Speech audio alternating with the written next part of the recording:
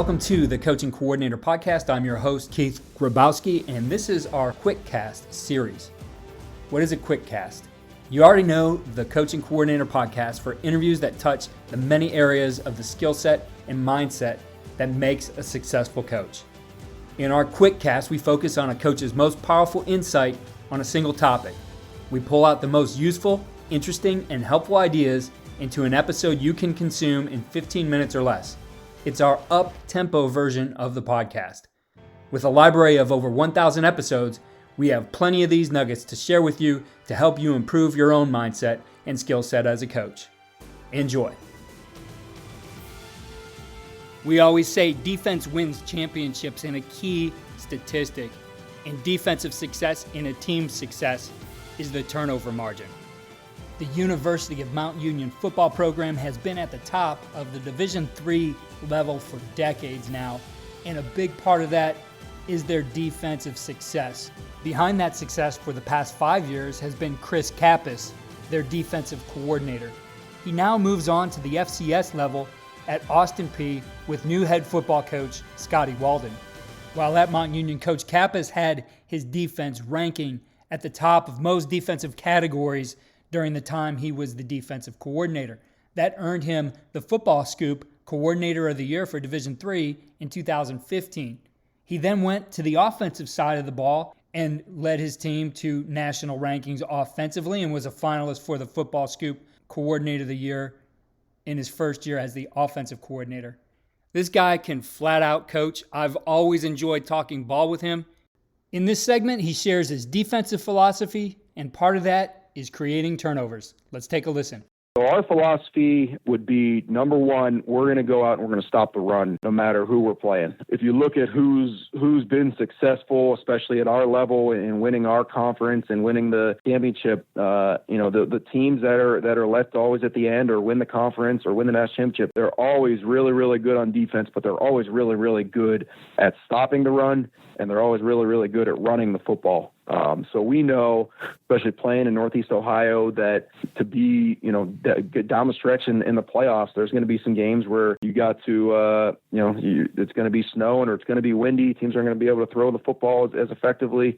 So stopping the run is our number one starting point, and that's kind of what our defense is designed to run around. From there, number two would be we want to limit big plays. So you're not going to win many games if you're giving up a ton of big plays. Goes along with we got to be able to get more people in the box to stop the run.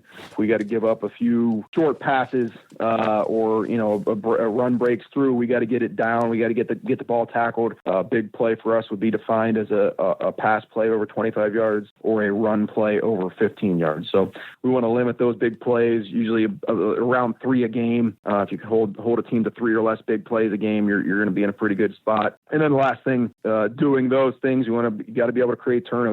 An interesting statistic, I don't know how it panned out this year, but Mount Union was like, we were 197-0 since 1996 when we win the turnover battle.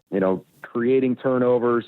Obviously, our offense is going to try to not get turnovers, but we practice creating turnovers as much as anybody. So those would be the 3 things that are the foundation of our defense: stop the run, limit big plays, and then create turnovers. To be successful in making big plays on defense and creating turnovers, there has to be some intentionality to it. And that's exactly what Coach Kappas creates as they look at how they evaluate both games and practices, as well as some of the things that they include into each of their practices. I think that the biggest thing is, obviously you got to be able to catch interceptions. So we do all the ball drills and scooping the ball off the ground to make sure they're practicing scoop and score. But I think the main thing is making our players aware of an opportunity to create a turnover. And that would be maybe a free rusher off the edge on a blitz when the quarterback doesn't see him coming. Instead of just trying to get the sack, create a strip sack, get a chance to fumble. So that, or if a ball carrier doesn't see it coming, he's going to go down if you hit him pretty good. So you have to be able to take that opportunity to create a fumble and, strip the ball out while tackling them. You're going to make the tackle anyway. So you got to be able to use that opportunity to create a turnover. So just making those guys aware of situations when, he doesn't see it coming. What kind of tackle is this going to be right here? Just point it out in film.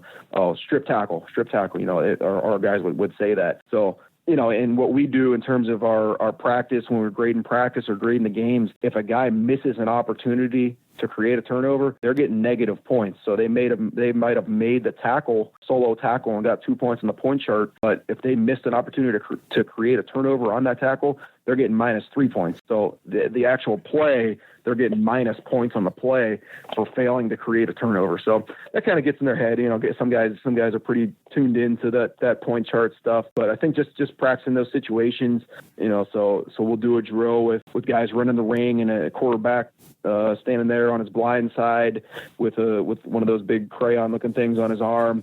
So we're going to come in, tap the hip with one arm, tomahawk chop the passing arm with the outside arm, and then the quarterback will roll the ball out, and we get a scoop and score there. Or we'll practice a ball carrier coming through, a couple bags, kind of not see the tackler coming. Guys got to go over and strip the ball out as he's coming through the hole, just kind of trying to simulate an opportunity to create a turnover there when the ball carrier doesn't see it coming. So those would be the main drills that we're doing there, and then obviously the secondary guys and everybody catches the football, but creating some awkward situations to go up and get the football, whether that's jumping over top of a pop-up dummy to catch a football or diving onto a pad to catch a football. If you practice making those great plays and interceptions, then I think, you put yourself in a position to have a chance to make those plays in the game too. Coaching the details, especially when it comes to technique, is what helps make your defenders successful on the field. Coach Kappas talks about the exact technique that they use and they teach with the strip tackle. I mean, it's really, you have to make initial contact with the football, and it's got to be violent. So when we're doing those strip tackle drills, it's a tailback carrying the football, you have to punch down hard through the football, and then, very, very violently. And first contact has got to be on the ball.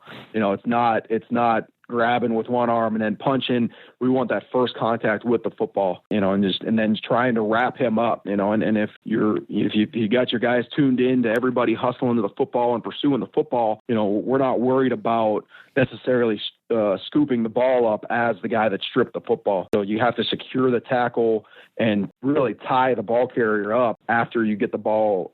After you get the ball fumbled, it's usually that ball carrier gets the ball back. If the ball falls at his feet, that guy's getting that ball back up most of the time. So we got to get him down, but get him restrained so he can't get that ball back. It's really not a technical technique that we're teaching. It's just got to be a violent punch on the ball first, and then getting the guy wrapped up so he can't recover that fumble himself. The last part of this equation falls on the coach.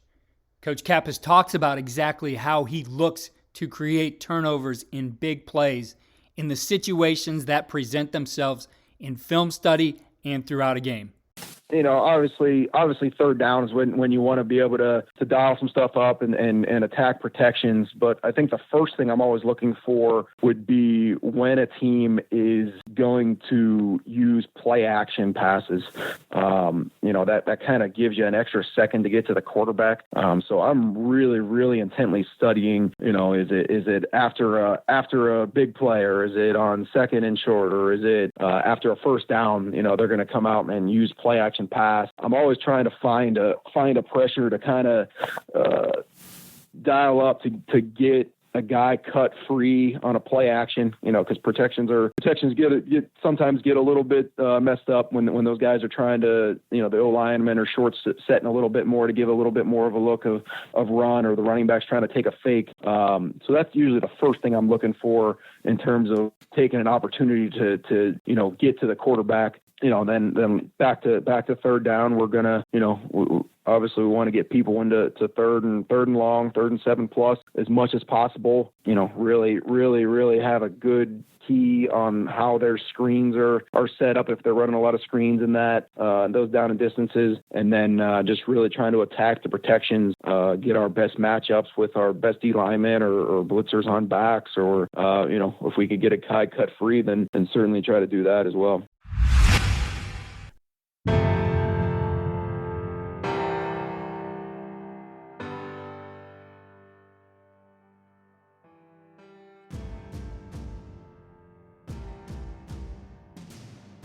Thanks again to Coach Kappas for sharing his ideas on how they create turnovers and big plays on defense. Keep tuning into the Coach and Coordinator podcast for new episodes and new guests coming up here in the month of November. Check out ihsfca.coachesclinic.com for the first virtual clinic of the offseason. They have a great lineup with Mike Loxley of Maryland and Pat Fitzgerald of Northwestern headlining, as well as some great college and high school coaches from Illinois and around the country. Again, check it out at ihsfca.coachesclinic.com. Go to coachandcoordinator.com, our new home for the podcast, and check out some of the content we have there, as well as a place to find show notes and links. Follow me on Twitter.